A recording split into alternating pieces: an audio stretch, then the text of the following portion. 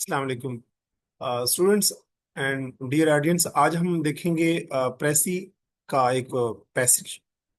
Actually Pakistan के अंदर जो CSS 1986 के जो एग्जाम हुआ था, ये उसके इंग्लिश के पेपर के अंदर ये पैसेज और पैराग्राफ जो है ये अपीयर हुआ था। प्रेसी राइटिंग के ऊपर ये मेरा तीसरा लेक्चर है। और इससे प्रीवियस लेक्चर्स के अंदर हम आपको बता चुके हैं कि जब भी हम प्रेसी राइटिंग करते हैं तो हम उसमें से इररिलेवेंट डिटेल्स जो होती हैं, जो इंटरप्रिटेशंस होती हैं, जो एग्जांपल्स होते हैं, जो जो इररिलेवेंट या एक्सटेंडेड जो एग्जांपल्स या कोटेशंस होती हैं, फैक्ट्स एंड फिगर होते हैं, वो हम अपने प्रेसी में से जो है वो डिस्कार्ड कर देते हैं। प्रेसी राइटिंग के ऊपर जो प्रिंसिपल्स हैं, जो डूज हैं, जो डोंट्स हैं, वो हम पिछले लेक्चर्स में जो क्लियर कर चुके हैं। अगर आप उन डिटेल्स को देखना चाहें तो आप मेरे प्रीवियस लेक्चर्स को देख सकते हैं। आज की इस सेशन में हम 1986 जो पेपर हुआ था CSS का पाकिस्तान के अंदर, उसके इंग्लिश ग्रामर कंपोजिशन एंड प्रेसी के पेपर में जो पैसेज आया था, उसकी प्रेसी बनाना आज सीखेंगे। पहले जैसे मैं प्रीवियस लेक्चर में बता चुका हूँ कि आप किसी पैसेज को एटलीस्ट 3 टाइम जो है वो रीड आउट करेंगे। लेकिन हम इस लेक्चर में टाइम की किल्लत के पेश नज़र इसको एक मरतबा ही रीड करेंगे और इसमें से जो सिग्निफिकेंट इंपॉर्टेंट पॉइंट्स होंगे वो हम निकाल लेंगे और फिर प्रेसी बनाएंगे। हम इसको एक रीडिंग देते हैं। One of the fundamental facts about words in that is that the most useful ones in our language have many meanings। हमारी लैंग्वेज में अल्फाज के बारे में एक बुनियादी बात यह है कि वो बड़े यूजफुल होते हैं। और यूजफुल उनको क्या चीज बनाती है कि उनके मल्टीपल्स या सेवरल मीनिंग्स होते हैं।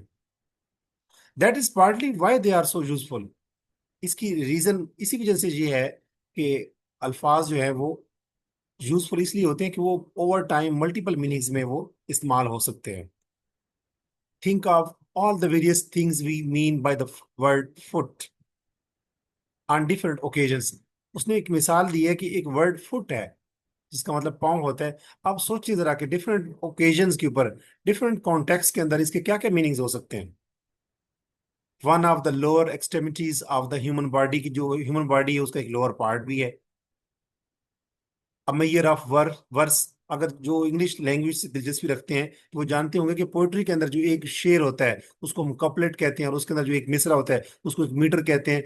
तो वर्स के अंदर यानी कि जो पोइट्री है उसके अंदर एक वर्स का मैयर, एक वर्स वर्स का एक पार्ट जो है उसको भी फुट कहते हैं।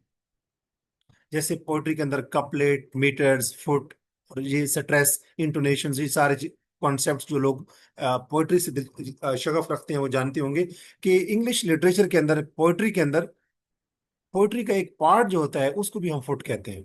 इसी तरह the ground about a tree, एक दरख्त के जो जड़ें होती हैं उसके आसपास का जो एरिया होता है उसको दरख्त का, उसका ट्री का फुट कहते हैं। इसी तरह 12 इंचेस, 12 इंचेस को भी हम एक फुट कहते हैं। The floor in the front of stairs, जब हम नीचे उतर रहे होते हैं या सीढ़ी चढ़ रहे होते हैं तो सीढ़ियों के सामने का जो एरिया होता है उसको भी हम फुट कह सकते हैं। The same is true of nearly every common noun और वर्ब। इसी तरह हर जो कॉमन नाउन है, कॉमन नाउन क्या होता है, जो किसी भी प्लेस का, पर्सन का या किसी भी चीज का जो नाम होता है, उसके बारे में या किसी भी वर्ब के बारे में ये बात दुरुस्त है कि उसके उस वर्ब के, कॉमन नाउन के डिफरेंट ओकेजन्स पे, डिफरेंट सिचुएशन में डिफरेंट मीनिंग्स हो सकते हैं। Considering the number of ways of taking a particular word, the task, यहाँ द वर्ड ये है टास्क। एक वर्ड के डिफरेंट जो मीनिंग्स हैं उनको अगर हम देखें तो उसके पेश नजर the task of speaking clearly and being understood would seem pretty hopeless if it were not for another very important fact about language. कि एक लफ्ज की जो डिफरेंट मीनिंग्स हैं अगर उनको पेश नजर रखा जाए तो एक लफ्ज को क्लियरली बोलना और समझना बिल्कुल मुश्किल हो जाएगा अगर हमें एक वर्ड के डिफरेंट मीनिंग्स का पता नहीं होगा तो। यानी अगर लैंग्वेज के इस एस्पेक्ट का अगर हमें नहीं पता होगा कि एक वर्ड के डिफरेंट मीनिंग्स भी हो सकते हैं, तो जो हमारी कम्युनिकेशन होगी वो कंफ्यूजिंग होगी, अनक्लियर होगी। और उसके अंदर हग मग या कंफ्यूजन, या आप क्या कह सकते हैं कि एक लैक ऑफ क्लैरिटी होगी।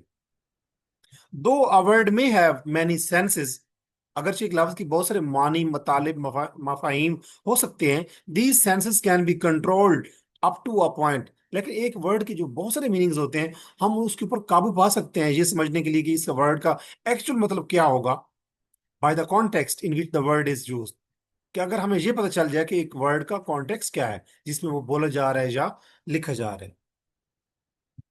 When we find the word in a particular verbal setting, जब एक लफ्ज को हम एक particular verbal setting, verbal mean कि जब एक लफ्ज किसी खास सिचुएशन में बोला जा रहा होता है, जब हमें उसकी पर्टिकुलर वर्बल सेटिंग का, सिचुएशन का, कॉन्टेक्स्ट का पता होगा कि ये वर्ड किस बैकग्राउंड में बोला जा रहा है, we can usually decide quite definitely which are the many senses of the word relevant.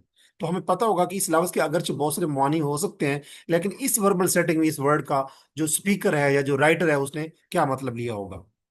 If a poet says his verse has feet, अगर एक शायर ये कहता है कि उसकी जो शायरी है उसके अंदर फीट है, it doesn't occur to you that he could mean it is a yard long or is three-legged, unless perhaps you are a critic planning to puncture the poetry with a pun about his lumping verse। अब ये जो thesis के अंदर parenthetical जो इसके word जो है, ये इरेलीवेंट डिटेल है, ये उसने मिसाल दी है कि अगर एक शायर कहता है कि मेरी जो वर्स है, जो मेरी शायरी है, वर्स आयत को भी कहते हैं, पोएट्री के अंदर वर्स जो है वो लाइन को भी कह सकते हैं, पोएट्री की जो लाइन होती है।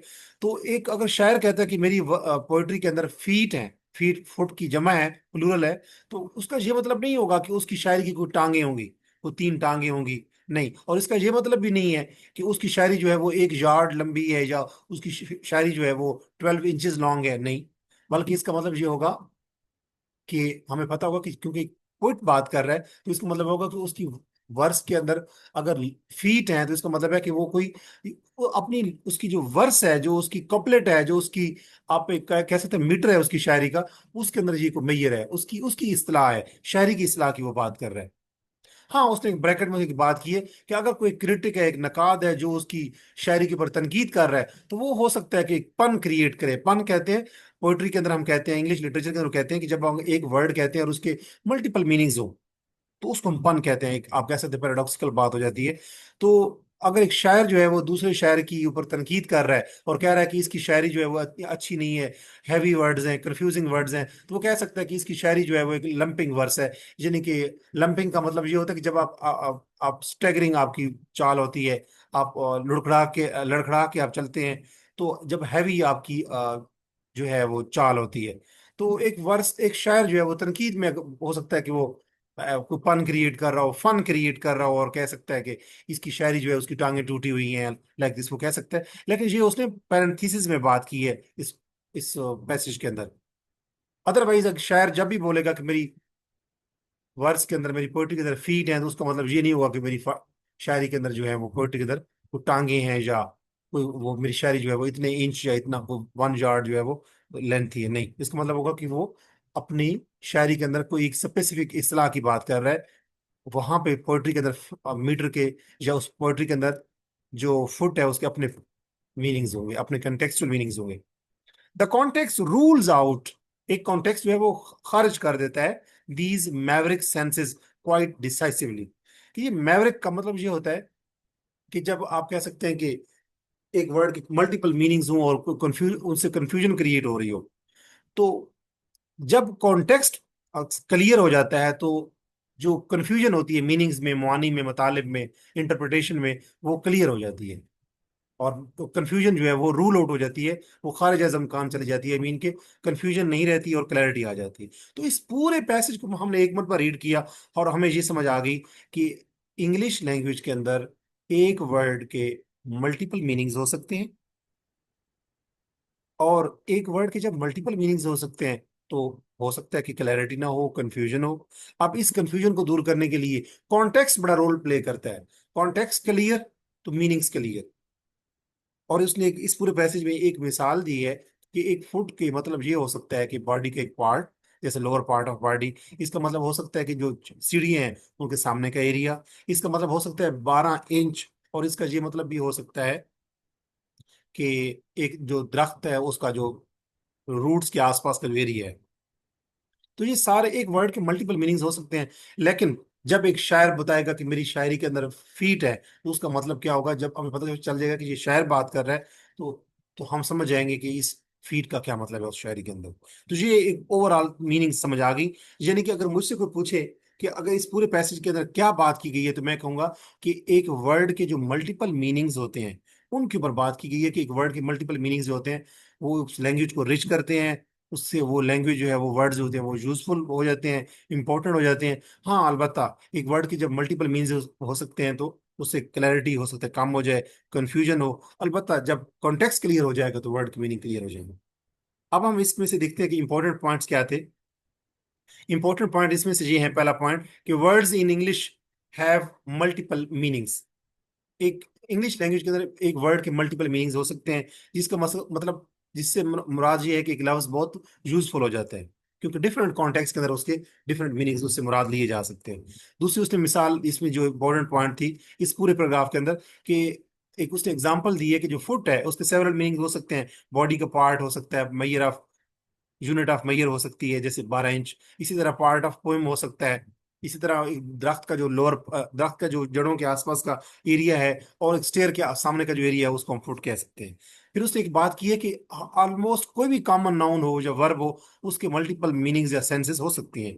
एक और बात उसने कॉमन यहाँ पे इंपॉर्टेंट की है कि इसका मतलब यह है कि अगर एक लफ्ज के मल्टीपल मीनिंग्स होंगे, सेवरल मीनिंग्स होंगे, तो उससे कम्युनिकेशन जो है वो कंफ्यूजिंग हो सकती है। इसके बाद उसने एक और बात की है कि लेकिन जब कॉन्टेक्स्ट की बात हम करते हैं तो कॉन्टेक्स्ट हमें हेल्प करता है कि एक वर्ड के इंटेंडेड मीनिंग्स क्या आते हैं, कि इसका मतलब क्या था, राइटर का या स्पीकर का। अगर लिखा जा रहा है तो राइटर की बात कर रहे होंगे, अगर अब बोला जा रहा है तो स्पीकर की बात होगी। और इसी तरह उसने एक और बात की कि पोइट्री के अंदर जो फीट है उसका मतलब होता है कि उस वर्स की यूनिट। पोइट्री का एक इस्तेलाह है। इसका मतलब ये नहीं होता कि अगर पोइट्री की बात हो रही हो तो ये कोई पोइट्री की लेग्स की बातें हो रही हैं, या पोइट्री के अंदर कोई 12 इंच या 1 यार्ड लेंथ की बात हो रही है मेजरमेंट की। इसी तरह कॉन्टेक्स्ट जो होता है वो इररेलेवेंट डिटेल्स को या इंटरप्रिटेशन को हटा देता है और क्लैरिटी लाता है। अब ये सारी बातें हमने समझ ली। इसके इस पैसेज के अंदर इंपॉर्टेंट पॉइंट्स क्या थे। अब हम इसकी प्रेसी बनाते हैं, और प्रेसी जो है वो 1/3 होती है पैसेज का, यानी कि एक कंडेंस्ड फॉर्म ऑफ पैसेज होती है, जिसके अंदर कोई हम इंपॉर्टेंट पॉइंट्स को छोड़ते नहीं है, इररेलेवेंट पॉइंट्स को हम उस प्रेसी का हिस्सा नहीं बनाते। हम इसकी प्रेसी बनाते हैं जो हमने इंपॉर्टेंट पॉइंट्स निकाले उसकी रोशनी में। हम कहते हैं कि वर्ड्स इन इंग्लिश, इंग्लिश चूंकि लैंग्वेज है तो इसको हम कैपिटल करेंगे। Words in English are useful, useful होते हैं because most have multiple meanings. Words in English are useful because most have multiple meanings. English के अंदर जो वर्ड्स हैं वो बड़े यूजफुल होते हैं क्योंकि उनके बहुत से अल्फाज के मल्टीपल या सेवरल मीनिंग्स हो सकते हैं। द वर्ड, अब यहाँ पे इस वर्ड को हम फुट में सिग्निफाई या में मीन भी कह सकते हैं। अब यहाँ पे वर्ड मीन भी कह सकते हैं। वर्ड फुट में मीन, इसका ये मतलब हो सकता है, क्या मतलब हो सकता है, a body part, a mayor, और part of a poem.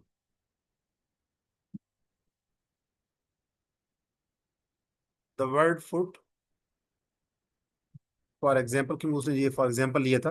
The word foot for example may signify, may mean, हम सिग्निफाई जरा डिफिकल्ट वर्ड है तो हम सिंपली करते हैं द वर्ड फुट। एक वर्ड फुट जो है फॉर एग्जाम्पल मिसाल के तौर पे मे मीन, इसका ये मतलब हो सकता है बॉडी पार्ट, अब मैयर कोई पैमाइश जैसे 12 इंच की उसने बात की थी, are part of a poem, एक पोएम का पार्ट ये हो सकता है। अब एक वर्ड के जी साथ काफी सारे मीनिंग्स है तो इससे वैरायटी प्रोड्यूस होती है। Such a variety, such a variety, एक वैरायटी का मतलब ये कि एक वर्ड की जब मल्टीपल मीनिंग्स हैं तो उसको हम वैरायटी कह रहे हैं। Such a variety could make, could make communication confusing.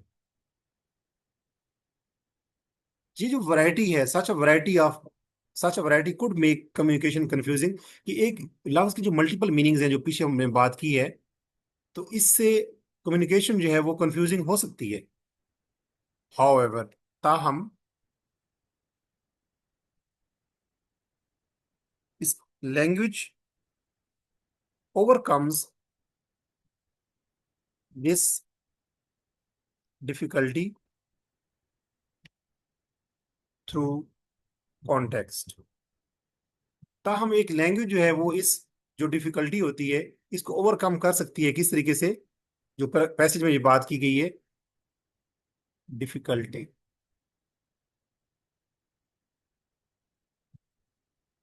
However, language overcomes this difficulty through context, यानी कि लैंग्वेज के अंदर अगर कॉन्टेक्स्ट का पता चल जाए हमें, तो उससे ये जो वैरायटी होती है अल्फाज की जिससे कंफ्यूजन फैलती है, तो कॉन्टेक्स्ट से ये जो कंफ्यूजन है ये कम हो सकती है।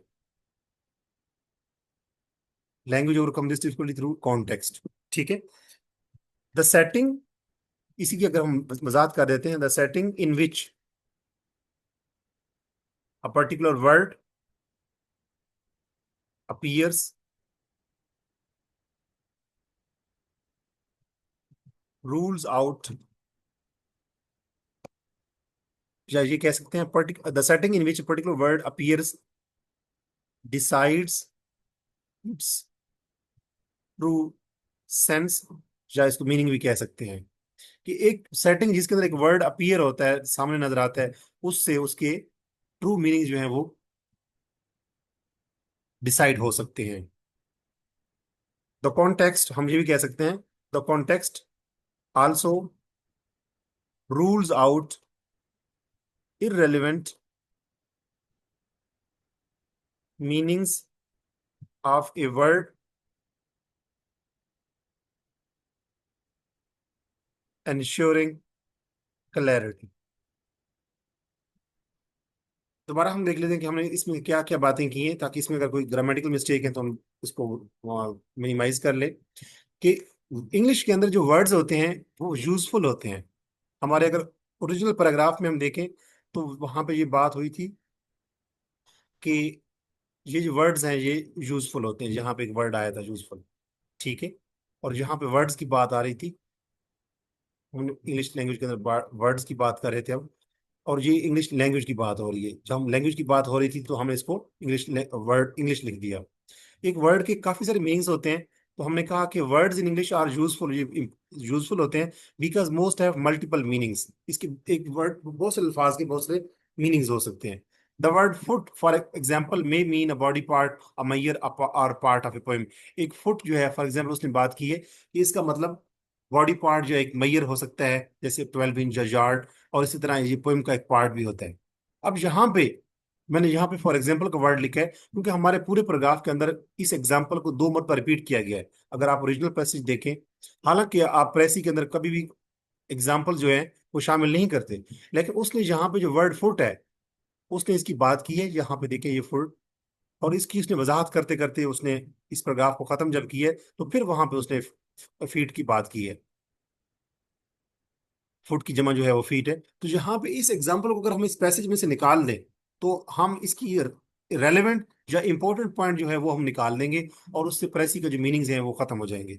क्योंकि प्रेसी जो है वो 1/3 पार्ट जरूर होती है, लेकिन उसमें से इंपॉर्टेंट पॉइंट्स को निकाला नहीं जा सकता। और इस पूरी पैसेज की जो अगर हम डिटेल्स देखें तो वो एक वर्ड जो एग्जाम्पल है उसके आसपास घूम रही है कि एक वर्ड फुट जो है उसके क्या क्या मीनिंग हो सकते हैं। इसलिए मैंने उसको शामिल करना प्रेसी में लाजमी समझा। अदरवाइज प्रेसी के अंदर जो एग्जाम्पल्स होती हैं वजाहत के लिए जो होती है उनको निकाल दिया जाता है। लेकिन इस पैसे में से अगर हम प्रेसी बनाते हुए वर्ड फूड की जो एक्सप्लेनेशन है वो निकाल लें तो इसके अलावा इस पैसेज में और कुछ भी नहीं बचता। इसलिए ये इसका significant, important and part and parcel समझते हुए इस एग्जाम्पल को इसमें हम शामिल कर देंगे।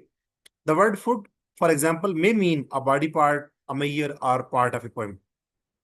सच variety such a variety could make communication confusing, कि ये जो वैरायटी है एक वर्ड के मल्टीपल मीनिंग्स हो सकते हैं, उससे कम्युनिकेशन कंफ्यूजिंग हो जाती है।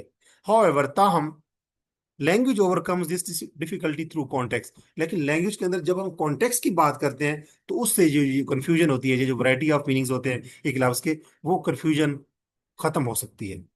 The setting in which a particular word appears decide is true sense, या आप यहाँ पे मीनिंग्स भी कह सकते हैं, मीनिंग्स। कि एक सेटिंग जिसके अंदर एक पर्टिकुलर वर्ड को खास लफ्ज अपीयर होता है, नजर आता है, चाहे वो कोई राइटर लिख रहा है या स्पीकर बोल रहा है, तो एक सेटिंग या एक कॉन्टेक्स्ट जो है जिसमें एक लफ्ज नजर आता है, उससे उसके ट्रू मीनिंग्स जो है वो डिसाइड हो डिसाइड होते हैं। The context also rules out irrelevant meanings of a word.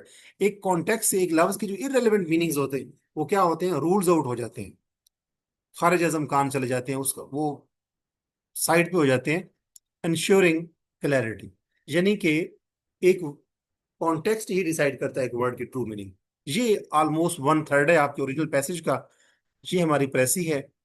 और अगर हम इसका टाइटल देखें, कि इसका टाइटल जो है वो बनाना भी जरूरी है, क्योंकि पेपर में इसके भी टाइटल के भी प्रॉपरली मार्क्स होते हैं।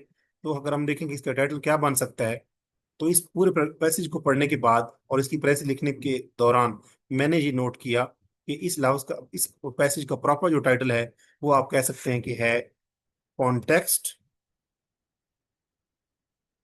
And different meanings, and different meanings of words. कि context and different meanings of words, ये मेरे मुताबिक जो है इसका मोस्ट सुटेबल टाइटल बन सकता है। आप इसके अलावा भी इसकी टाइटल बना सकते हैं। मेरे मुताबिक यहाँ पे कॉन्टेक्स्ट बड़ा इंपॉर्टेंट वर्ड था, हमने उसको शामिल कर लिया। और डिफरेंट मीनिंग्स ऑफ वर्ड्स, ये एक इंपॉर्टेंट थीम था जो इसमें प्रिवेल कर रहा था पैसेज के अंदर। उम्मीद है आपको समझ आ गई हुई इसकी प्रेसी। इस प्रेसी का और कौन सा सुटेबल टाइटल आपकी नजर में बन सकता है, आपने कमेंट सेक्शन में जरूर मुझे बताना है। मैं उम्मीद करता हूँ कि ये 1986 का जो सीएसएस का पेपर था पाकिस्तान के अंदर जो हुआ, उसके अंदर जो पैसे था, उसके अंदर उसकी हम जो प्रेसी हमने बनाई, उसके जो इंपॉर्टेंट पॉइंट्स निकाले और जो हमने प्रेसी आपके सामने लाइव लिखी, इससे आपको ये क्लियर हो चुका होगा कि एक प्रेसी के प्रिंसिपल्स क्या होते हैं, इसकी मेथड्स क्या हैं, एक प्रेसी राइटिंग का प्रोसीजर या ये आर्ट कैसे सीखी जा सकती है, और एक प्रेसी में क्या क्या चीजें शामिल होनी चाहिए, कैसे अल्फाज होने चाहिए। अगर इस पैसेज को आप दोबारा देखेंगे जो हमने प्रेसी का पैसेज बनाया है, तो ये एक ही पैराग्राफ है, यानी कि एक प्रेसी के अंदर मल्टीपल पैराग्राफ नहीं हो सकते। अगर ओरिजिनल पैसेज दो तीन भी दिए हुए हों एग्जाम में, तो प्रेसी उसकी एक ही पैराग्राफ बनेगी, एक बात। और प्रेसी की बात टाइटल का देना, दूसरी बात जो बहुत जरूरी है, जो कि रेलेवेंट होना चाहिए, और तीसरी बात जो इंपॉर्टेंट है कि जो आप प्रेसी का पैसेज बनाएंगे वो ऑर्गेनिक होना चाहिए, उसके अंदर कोहिरेंस होनी चाहिए। वो डिफरेंट जो सेंटेंसेस हैं वो आइसोलेटेड नहीं होना चाहिए, बल्कि उनके दरमियान में एक ऑर्गेनिक रिदम हो, कनेक्शन हो, कनेक्टिविटी हो, लिंकेज हो, कोहिरेंस होनी चाहिए। तो हमारा ये लेक्चर जो है वो यहीं पे खत्म होता है। इसी तरह की प्रेसी के हवाले से, इंग्लिश ग्रामर के हवाले से और ऐसे राइटिंग के हवाले से जो मजीद जो आने वाले जो वीडियोस होंगी, उसमें यूजफुल और बेनिफिशियल इनपुट्स और इनसाइट्स हासिल करने के लिए आप मेरे चैनल से जुड़े रहिए। और मेरे चैनल से जुड़े रहने का मतलब ये है कि आप मेरे चैनल को सब्सक्राइब कीजिए। इस प्रेसी का और कौन सा सूटेबल टाइटल हो सकता है, आप कमेंट सेक्शन में जरूर मेंशन करें। मुझे आपके फीडबैक का इंतजार रहेगा। अस्सलाम वालेकुम।